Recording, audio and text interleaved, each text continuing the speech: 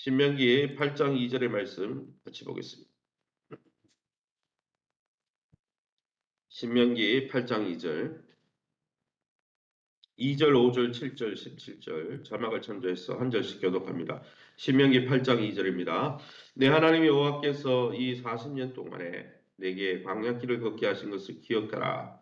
이는 너를 낮추시며 너를 시험하사 내 마음이 어떠한지 그 명령을 지키는지 지키지 않는지 알려 하심이라. 5절, 너는 사람이 그 아들을 징계함 같이 내 하나님 여호와께서 너를 징계하시는 줄 마음에 생각하고. 7절, 내 하나님 여호와께서 너를 아름다운 땅에 이르게 하시리니 그곳은 골짜기든지 산지든지 시내와 문천과 샘이 흐르고. 17절입니다. 17절, 그러나 내가 마음에 이르기를 내 능력과 내 손의 힘으로 내가 이 재물을 얻었다 말할 것이라.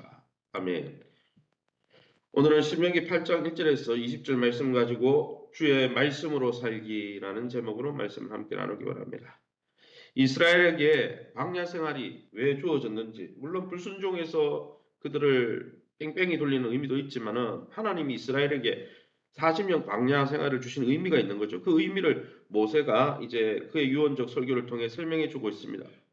그들에게 광야 생활은 시험과 시련의 시기이기도 했지만은 하나님의 법에 순종하는 것을 훈련하는 훈련소였다는 것이죠. 그러기에 여러분, 우리가 천국에 이르기 전에 이 땅에서 훈련해야 될 것은 하나님의 통치에, 하나님 나라 왕이신 하나님의 통치에 순종하는 훈련을 해야 된다는 것이죠. 이제 약속의 땅에서 받게 될 새로운 유혹 앞에서 어떻게 살아야 할지도 이 광야 가운데 배워야 하는 것입니다. 그러면 오늘 본문을 통해서 우리가 믿고 의지한 하나님은 어떤 분이십니까? 2절입니다. 내 하나님 여호와께서 이 40년 동안에 내게 광야길을 걷게 하신 것을 기억하라. 이는 너를 낮추시며 너를 시험하사 내 마음이 어떠한지 그 명령을 지키는지 지키지 않는지 알려 하심이라. 이게 분명히 40년 광야 생활에 대해서 나오죠. 하나님은 광야를 그냥 던져놓은 게 아니고 일부러 괴롭히려고 주신 게 아니고 다 목적이 있어서 우리에게 광야 생활을 주신다는 거예요. 우리가 인생의 눈물 골짜기를 주신 이유가 그것이죠. 이스라엘에게 40년 동안 인생길, 광야길을 걷게 하셨다는 것입니다. 그것은 낮추시고 시험하사 알기 위해서였다고 말씀하고 있다는 것이죠. 시험과 연단을 통해 그들이 겸손해지고 오직 하나님 입에서 나오는 말씀에 의지해서 살아가게 하기 위해서였습니다. 광야에는 불뱀과 정갈밖에 없어요. 자기의 능력으로 살 수 있는 환경이 아닙니다. 하나님이 그렇게 하신 이유는 하나님의 말씀에 의지하는 법을 배우게 하기 위함이었죠. 그것이 이스라엘에게 진정한 행복이고 안전한 길이기 때문입니다. 사랑하는 성도 여러분, 우리의 삶에도 이해할 수 없는 고난이 있습니까? 우리가 잘되고 번창할 때 결코 배울 수 없는 영적인 교훈을 주시기 위해서, 또 하나님께 순종하는 하나님 나라의 복된 삶을 배우게 하기 위해서 하나님이 허락하신 것이죠. 그러므로 마사에서 하나님을 원망하던 이스라엘처럼 하지 말고 시험과 고난이 올 때 더욱 마음이 낮아져서 깊이 하나님을 사랑하고 붙들며 이 고난이라는 포장지에 싸서 하나님이 우리에게 전해주시는 하나님 나라의 복을 기대하며 그것을 누리시기를 예수님 이름으로 축원합니다. 5절 말씀입니다. 너는 사람이 그 아들을 징계한 같이 네 하나님 여호와께서 너를 징계하시는 줄 마음에 생각하라 했습니다. 아버지가 아들을 단련하듯 하나님은, 하나님 나라 왕이신 하나님은 하나님 나라 백성을 훈련하시는 분이다 라고 말씀하고 있습니다. 이것은 잠언 3장에도 히브리서 12장에도 말씀하는 바이죠. 이런 훈련은 아들을 죽이기 위한 게 아니에요. 백성을 죽이기 위한 게 아닌 거죠. 백성의 유익을 위한 것입니다. 이 훈련이 다 필요한 거예요. 여러분, 그러므로 아무리 힘들어도 하나님이 우리를 무작정 고난으로 몰아가는 분이 아님을 우리는 기억해야 한다는 것입니다. 또 고난의 길 한복판에서 여러분, 광야길 가운데서 발이 부르트거나 의복이 낡아지거나 굶어 죽지 않도록 하나님이 세심하게 돌보셨다는 것을 기억하십시오. 불면과 정갈과 물이 전혀 없는 그곳에서 반석에서 생수의 강을 내시고 하늘에서 만나를 내리시고 메추라기를 주시고 불기둥 구름기둥으로 그들을 보호하시고 먹이시고 입히신 하나님 나라의 복을 기억하면서 이 깊은 고난의 길을 또 인생길을 걷게 하신 하나님의 진짜 마음을 이해하면서 날마다 하나님 나라 백성답게 하나님의 통치에 귀를 기울이고 순종하는, 그래서 하나님의 복을 누리는 저와 여러분 될 수 있기를 예수의 이름으로 축원합니다. 7절입니다. 내 하나님 여호와께서 너를 아름다운 땅에 이르게 하시나니 그것은 골짜기든지 산지든지 시내와 분천과 샘이 흐른다 했습니다. 7절에서 16절 말씀을 읽어보면 하나님이 이스라엘에게 과분한 복을 주셨다는 것을 알 수 있습니다. 광야길을 방황하던 그들을 아름답고 풍성한 옥토, 가나안 땅, 약속의 땅으로 인도해 주셨습니다. 또 그 약속의 땅에서 배물리 먹이시고 크게 번영하도록 형통하도록 해주셨습니다. 또 그들이 안전하게 이민족으로부터 여러분 침략당하지 않도록 안전하게 보호하셨다고 성경은 분명히 기록하고 있습니다.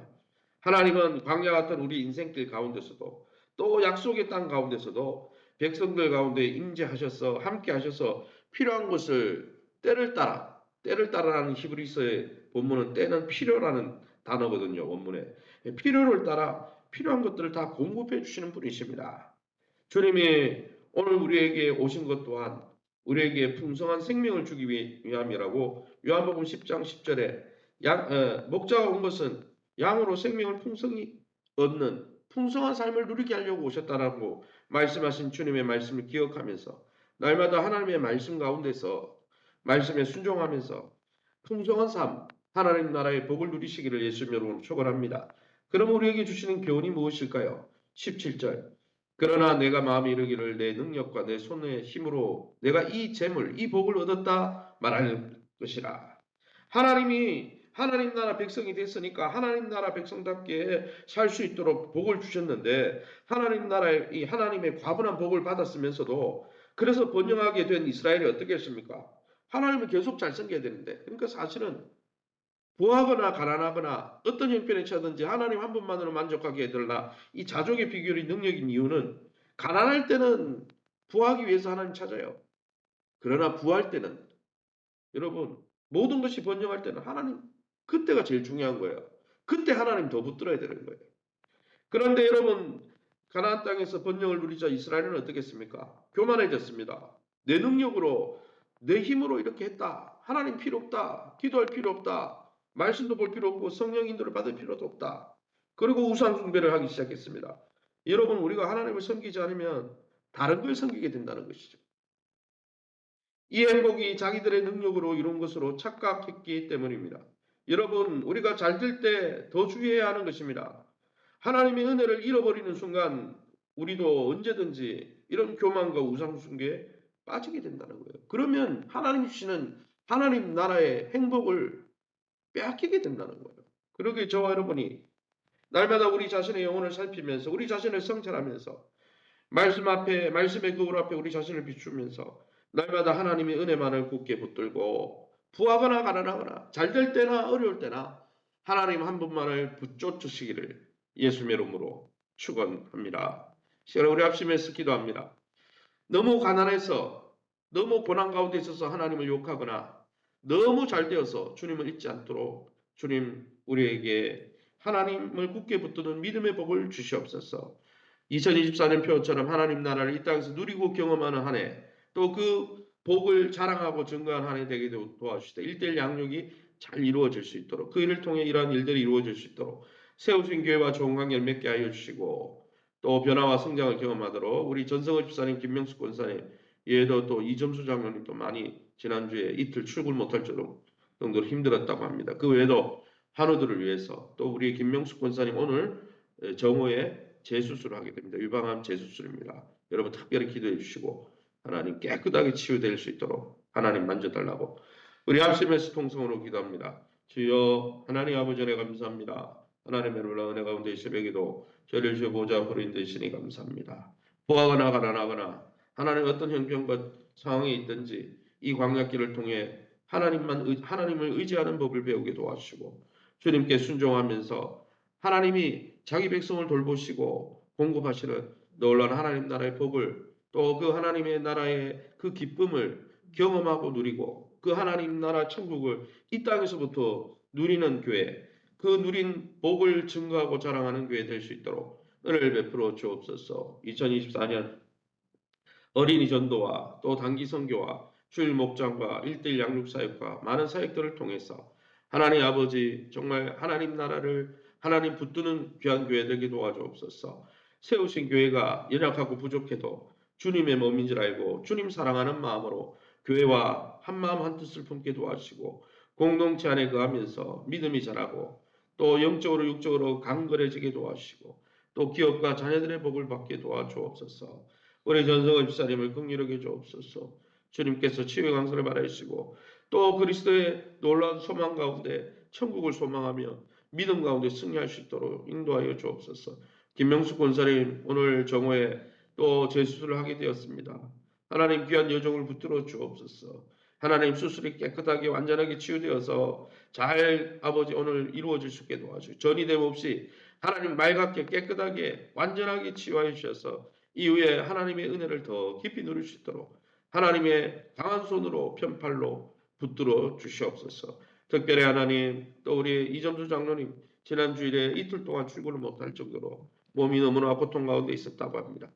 하나님 아버지 장로님을 하나님의 손으로 굳게 붙들어 주시고 치유하여 주시고 목의 염증 아버지들이 사라지게 하시고 염증 또 치수가 낮아지게 하시고 깨끗하게 완전하게 치유해 주시며 이외에도 연세 많은 우리 권사님들 장로님들 연약함 중에 있는 성도님들 한 분 한 분 만져주셔서 깨끗게 하여 주옵소서. 이 새벽에 주의 보좌 앞에 엎드린 귀한 성도님들이 있습니다.